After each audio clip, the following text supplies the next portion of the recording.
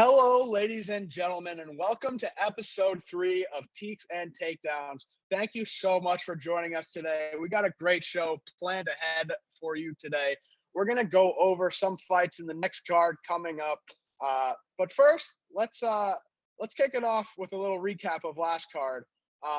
My fry pick of the week last week cashed easily. I picked that the fights were going to be exciting, even though it was awful on paper. And there was a finish in every fight last week, which is the second time in UFC history that's ever happened. I thought that was a pretty cool statistic. I think the performance of the night was Brian Battle. He came in, he had a beautiful straight right into a baseball bat head kick, and it knocked Sato, I believe, just unconscious into the shadow realm. That was very impressive for me. Both finales for Tough delivered. Usman came out of nowhere with that big hook, I believe, and Juliana Miller had a great performance with the finish at the end with great top control.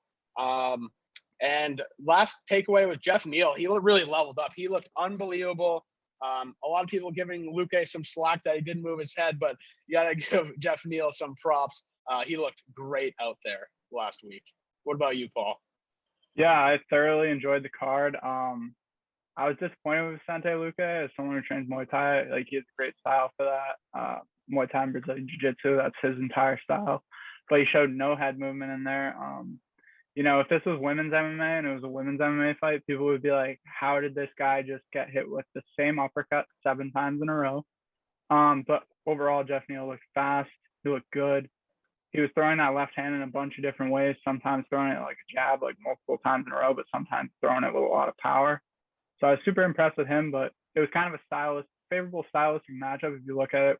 Fast boxer with fast hands versus a guy who doesn't move his head.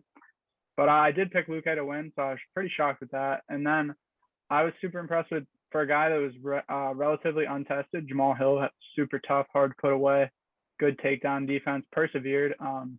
Stuffed, I believe, 14 of 20 takedowns. Crazy to see Santos come out with that game plan, considering he's like literally never wrestled in a fight.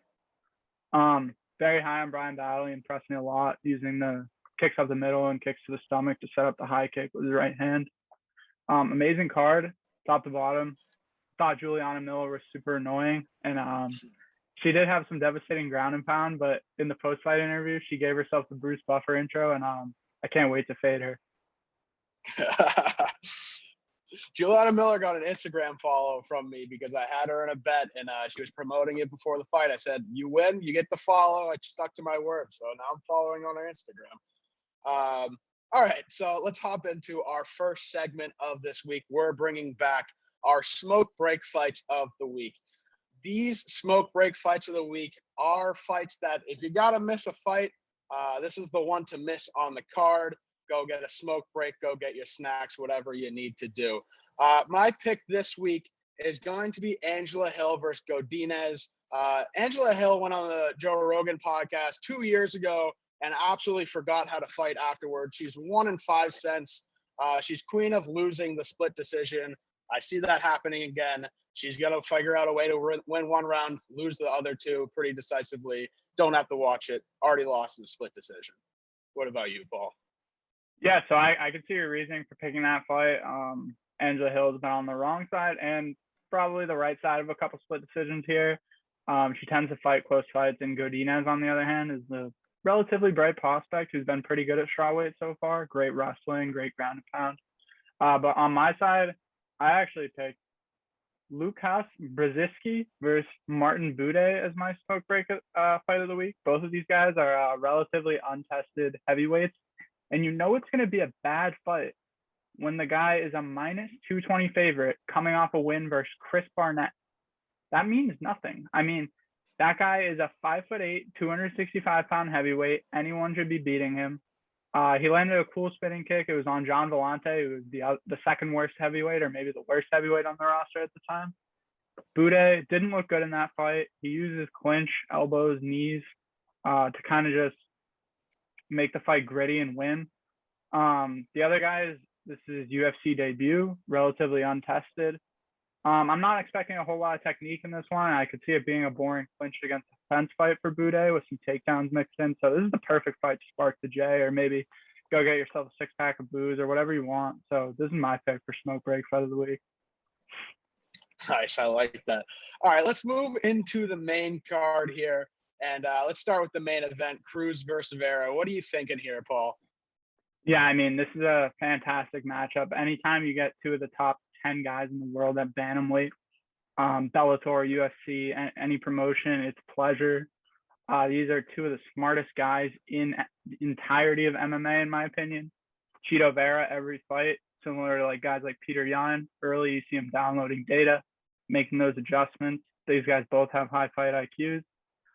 Vera is truly dangerous in there. You know, he's not a one-punch knockout artist, but he adds up that damage. I mean, Rob Font outlanded him, I believe, by like 1.5 times on the significant strikes. But you look after the fight and you would think Chito Vera outlanded him like 3 times. His face was a mess.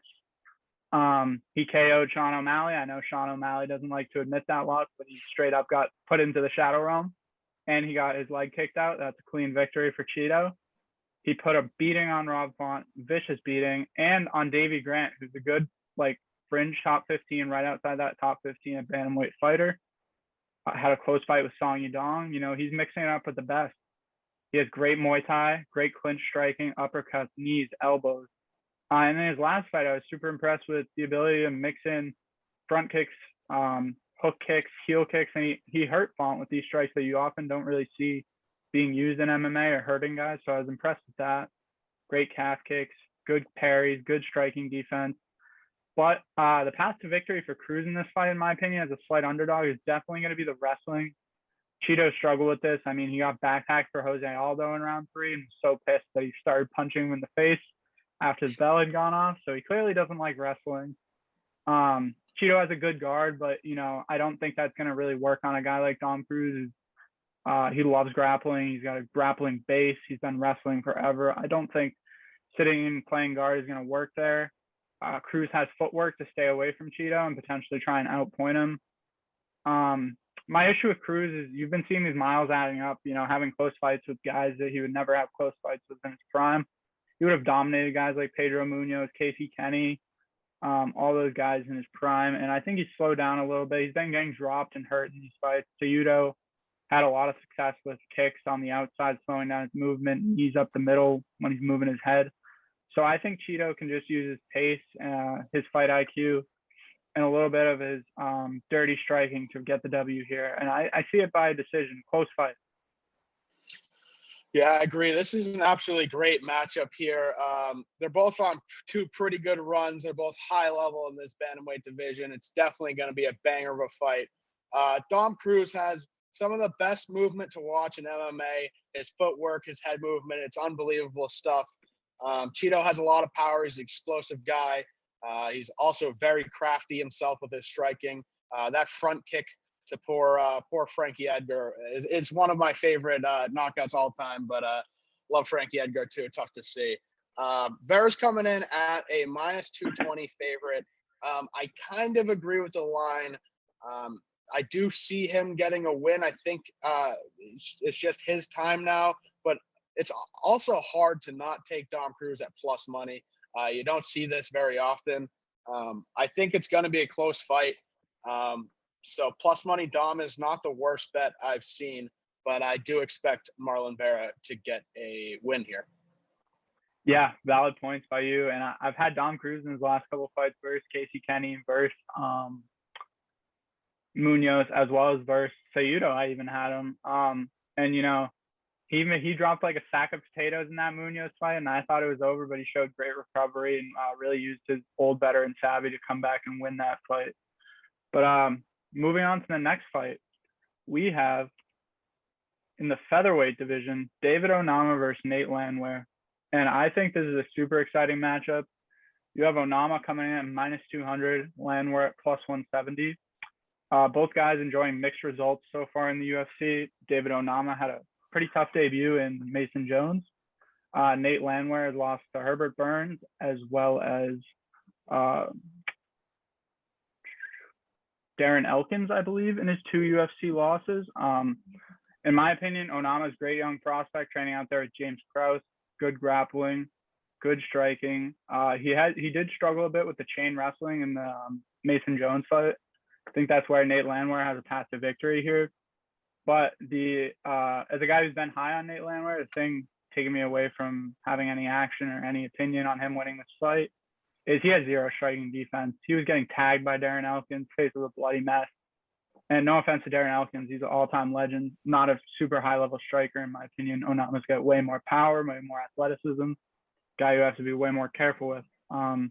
That victory Landwehr did have in his last fight versus Ludovic Klein was super impressive, especially considering how Ludovic Klein looked in his last fight. But in my opinion, I see Onama getting a finish on the feet here because Landwehr is just too hittable. I think Onama will be able to stuff the takedowns.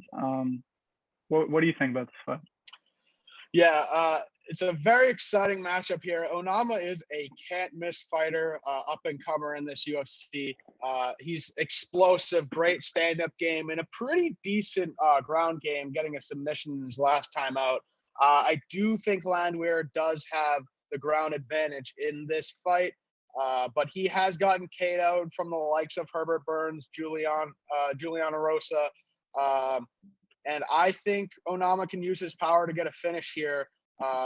He's coming in at a -200. I think it's a perfect parlay piece, and I like to take him by finish or even a first-round finish. I think those are good. There's good value in that bet. Yeah, I agree. I actually don't hate Onama in the first round. That might be something I look at. I don't bet a lot, but I like that. I definitely like him in a parlay piece. I think -200 is a great line. I think he is a top prospect in this featherweight division. All right, so moving on to the next fight. In the middleweight division, we have Gerald Meerschaert, GM3 versus Bruno Blindado Silva. And Bruno Silva is coming in around -275. Gerald Meerschaert at +220. And this is a super intriguing matchup. GM3 is a live dog in any fight he has. There were crazy people out there picking him to beat Khamzat, which I don't know what they were on about. But a couple fun facts. GM3 lost to Jay Ellis, who's a mass regional fighter. He's 16-105 as his record. Yes, I said 105 losses. He did also beat him. But in my opinion, GM3, he has decent round kicks, high kicks to keep you away, keep you at bay so you can try and get those takedowns. Decent left hand, but there's no speed on those punches. There's no speed on those kicks. He has bad striking defense and not the best cardio. In his fight versus Jotko, he couldn't get it to the mat. Jotko has great takedown defense, and he just got outstruck on the outside for the entire fight. He does have good submissions, notably a guillotine that's really good. Great top game, but he can also be subbed. He has a couple submission losses in his career. The big issue that makes this fight intriguing, Silva's lost every single one of his fights except the Pereira fight by submission. They were a lot earlier in his career, but that's an interesting wrinkle. This guy is tough as fuck, standing in there for 3 rounds with Alex Pereira, taking everything from him. So his left hooks that put Sean Strickland flat out, he took all of it. He's great ground and pound. He got a brutal finish over Wellington Termon with it. Got good volume, good combos, and decent wrestling to be able to stand in there and strike with Pereira, as well as mix in a takedown or two. And my pick for this fight is going to be Silva by KO. I think GM3 is getting near the end here, and he had a good little run putting together 3 consecutive W's, but I think he's towards the end of his career. Yeah, GM3 in 2021, he went on a 3-0 run. He was looking good.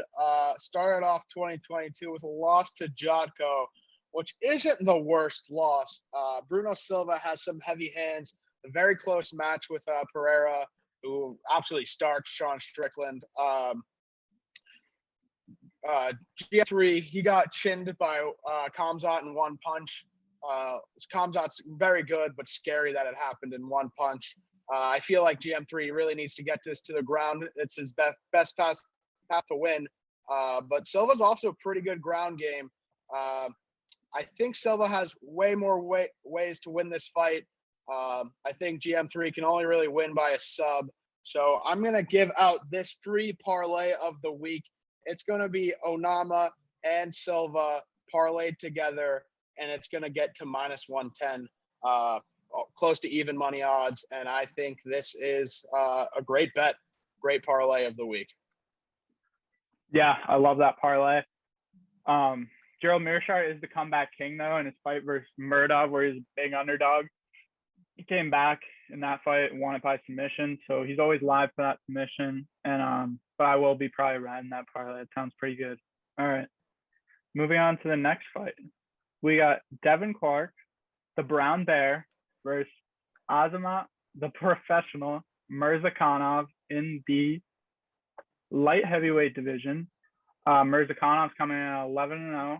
Devin Clark 13-6. Mirzakhanov slight favorite, -175. Devin Clark +145. This is an intriguing matchup. Typical striker versus grappler matchup. Mirzakhanov, his name may end in the OV, but he is not of that breed. He is more of one of those New Jersey Zabit or Timur Valiev type Russian strikers.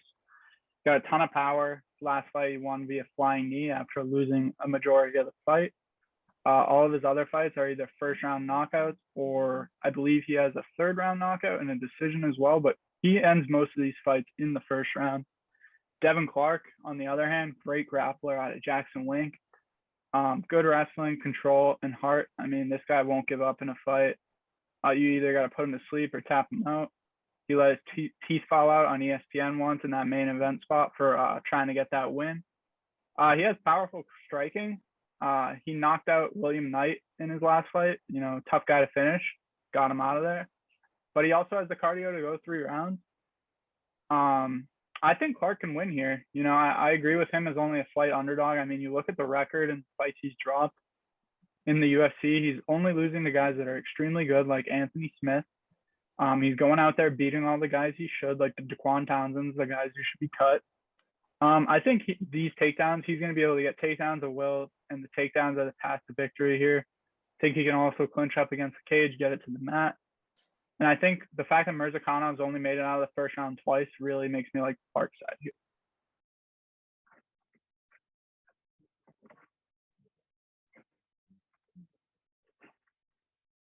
Moving on to you, Mike.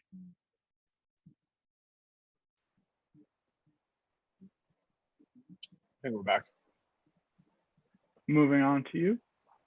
Sorry, a little technical difficulties for me there. But yeah, Clark is a great fighter. He's got a lot of UFC experience. Fortunately, he's 1-2 in his last 3. Mirzakhanov is an absolutely terrifying name, one of the scariest I've ever heard. He's got absolutely great stand-up. He is not a Father's Plan Russian variant. He is a Zabit variant. He's got great stand-up. It's always the Russian guy. It's always the OV. We're taking Mirzakhanov at -175, and I also like him to get the finish in this one. Okay, so we got a little division here. I'm on the Clark side. I think he can grapple, get it to the mat, win the minute game, and Keen's got the finish side with Mirzakhanov. All right, moving into the final fight on the main card, we have Nina Nunes, no longer Nina Ansaroff, versus Cynthia Calvillo. You got Nunes coming in at 10-7 as a +135 underdog, and Calvillo at 9-4-1 as a -160 favorite. And God, if you're thinking about betting Cynthia Calvillo, someone who straight up quit in their last fight, got finished in the fight before that, you're an insane person. Nunes, also, if you're thinking about betting her as an underdog, she doesn't fight much. Her last fight was her first fight, I believe, in 3 or 4 years against Dern. She got tapped out in the first round. That's an acceptable loss, but then again, Mackenzie Dern has something like a 20% takedown accuracy, so getting taken down by her is not a good look. And then I don't really have a strong lean either way on this fight. Calvillo was supposed to be a big prospect coming into the UFC, and she hasn't really lived up to those expectations. Can't find a weight class she can succeed at. And Nunes is obviously on the wrong side of her career. She's towards the end. She's 36. She's a mother. She's giving birth. How much can you expect out of her? I don't really know what to make of this fight. Yep. Don't let Nunes fool you. This is a fake Nunes. You can't get fooled by the last name. She is not going to go out there and destroy. She did lose the last 2 times out, although they were tough matchups, one being Mackenzie Dern. Not the worst loss. Calvillo was also finished last 2 times out. This fight gave me major smoke break potential vibes. It could be an absolute stink fest. I think it's pretty much nearly impossible to bet on, but the degenerate in me will still be betting on it.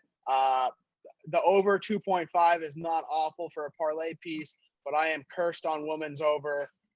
So I'm probably going to be taking Nunes at plus money. So I feel that this is a pick 'em fight. It can really go either way.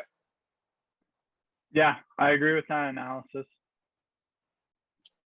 All right, let's hop into our draft segment this week. If you don't know what this is just a little draft. We're going to go back and forth, and the topics are all going to be related to MMA. This week's draft, we have our most anticipated fights or fighters. I'll start us off. My first pick for most anticipated fights or fighters is I'm going to go with John Jones to fight legit anyone. He hasn't fought in so long. I do not care that he did performance-enhancing drugs. So did half of the roster.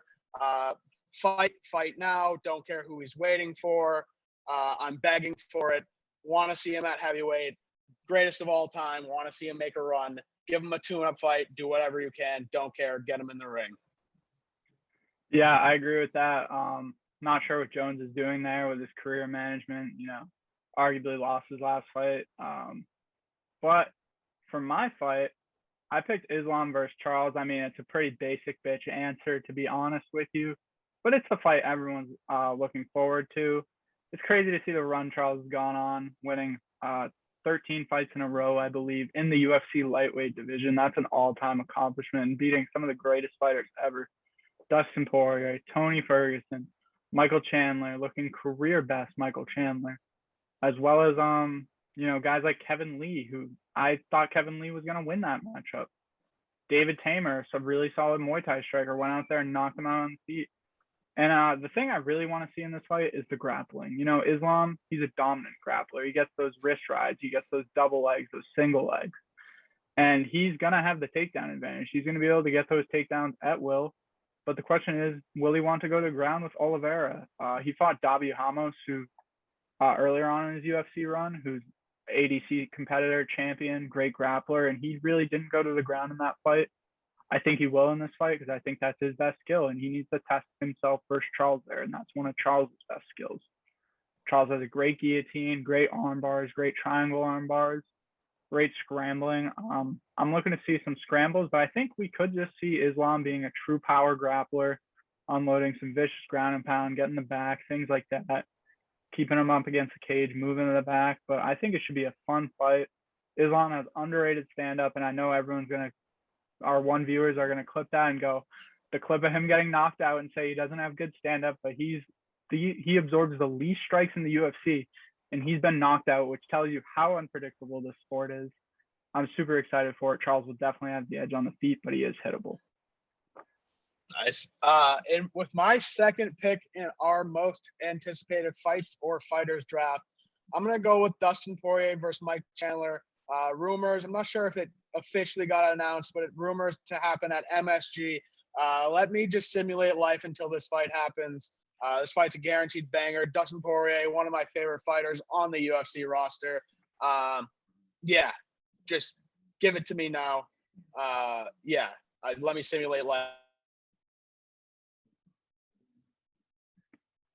Yeah, I'm really excited for that Poirier Chandler fight. I think it will be a great one. But for my second pick of the draft, I'm going to be going with Luke Rockhold's return. This is super weird. I never thought this guy would fight again. He was one of the all-time, guys that comes in, wins the belt, and then just kind of has a couple tough losses, and you're like, oh, wow, what happened to that guy? He was top of the sport, model contract, everything. Good-looking guy. Amazing jiu-jitsu, amazing striking, crazy power. But I think he got caught up in that championship mindset a little bit of things going on around outside him. But I think it's a super intriguing matchup because how focused is Paulo Costa? No one knows. Guy was drinking wine before a title fight.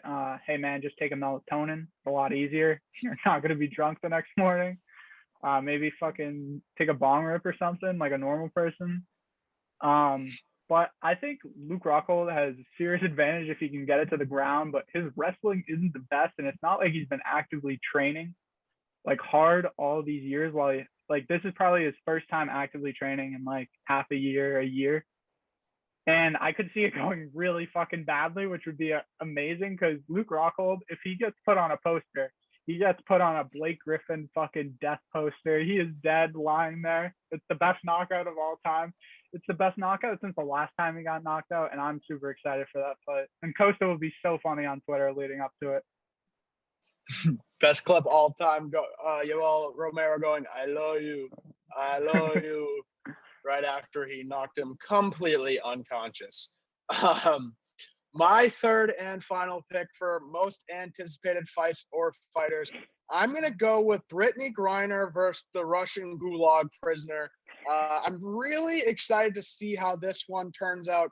Brittany Griner can really use her size and length from the outside in this one, but you know that Russian Gulag prisoner woman will have the chin strap beard. She will want to wrestle, and she may smash. So I'm excited to see how Brittany fares in the Russian Gulag.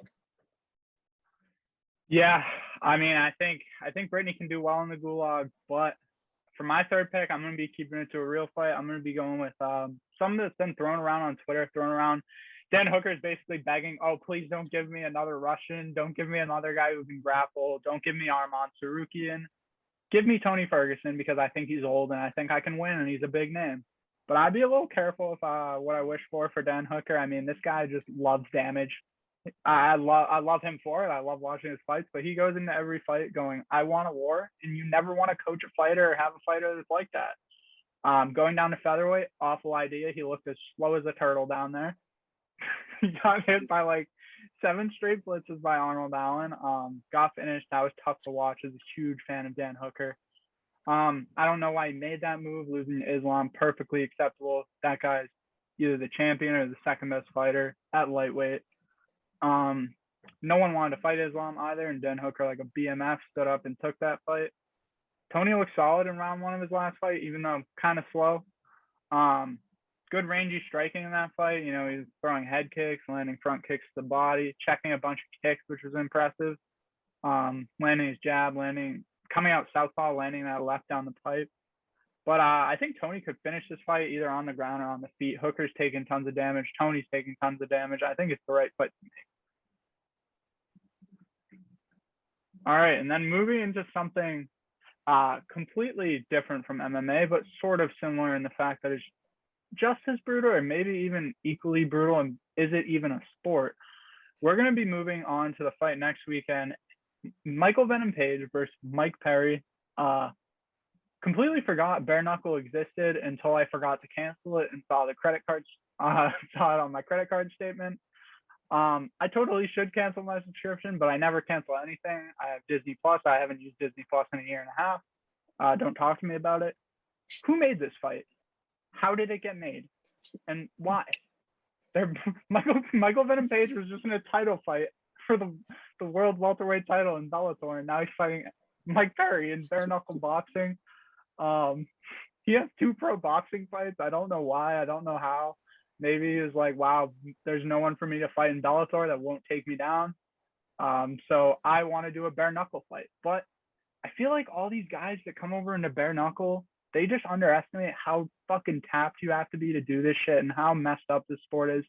You could land a punch and it could be the best punch ever and your hand's broken because you don't have a glove and you don't have anything on your knuckles. So I think the thing that makes the sport interesting is guys that are just flat out don't have great technique can win by just being gritty.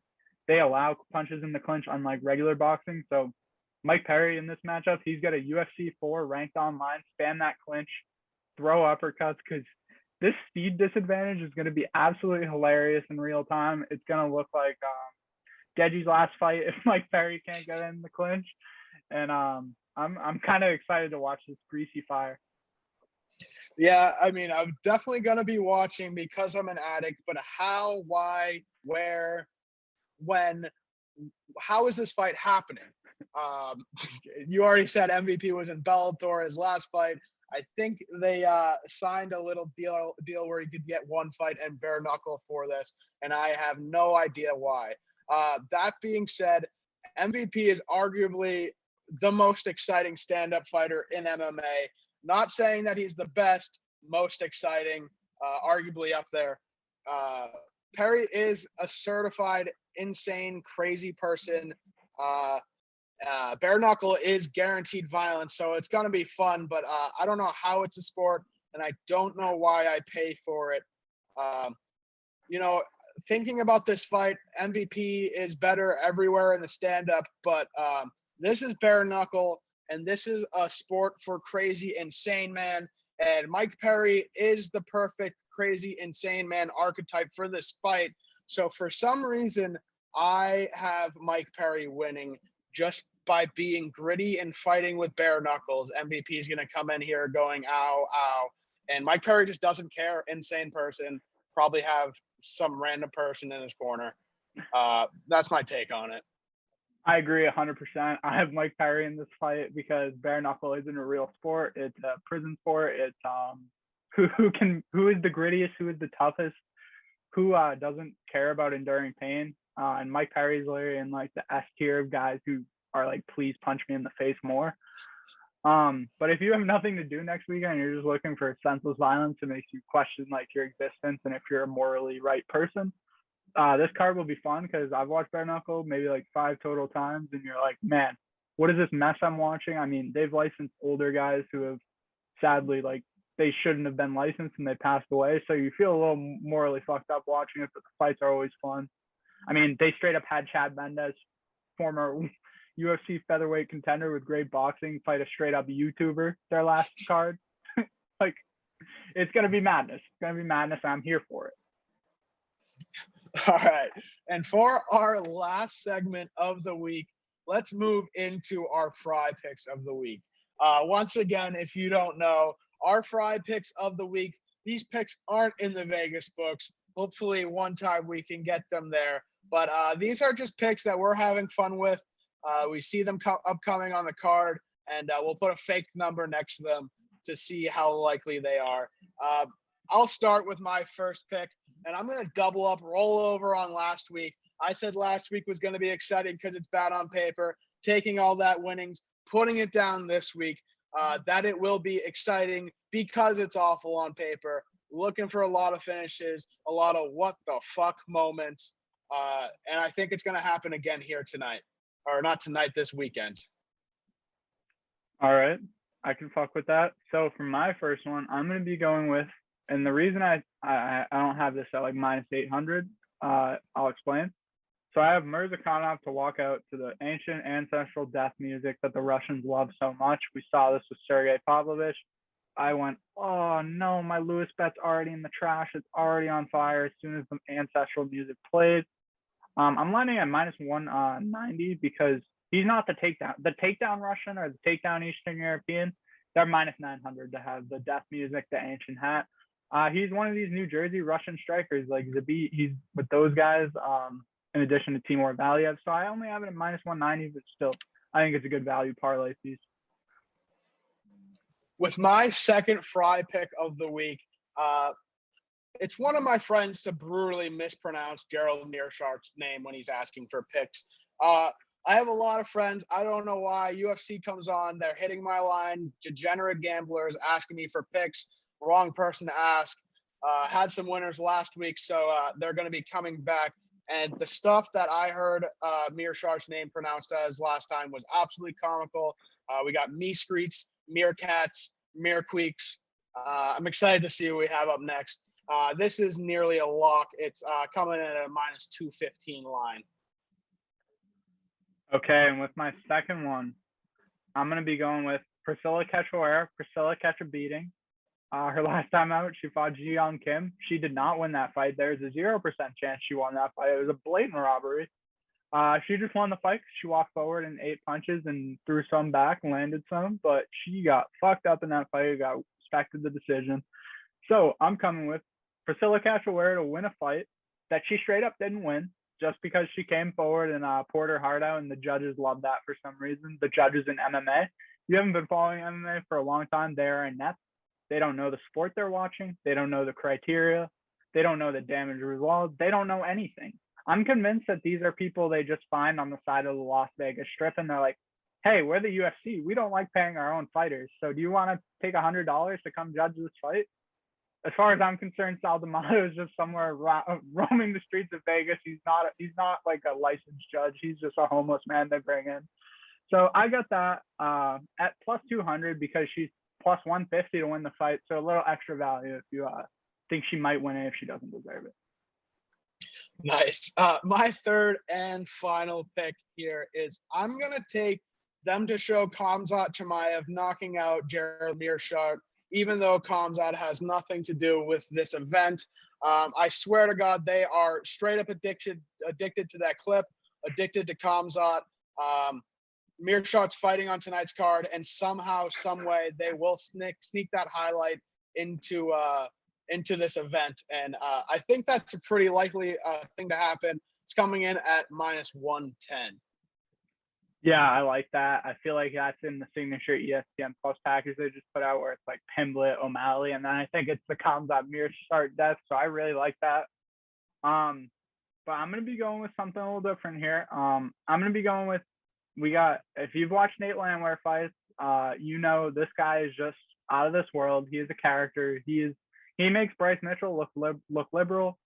So I'm going with a crazy, insane person speech from Nate Landwehr post-fight if he wins at about plus 300, because he's like plus 160, 170 to win. So we're bringing that plus 300.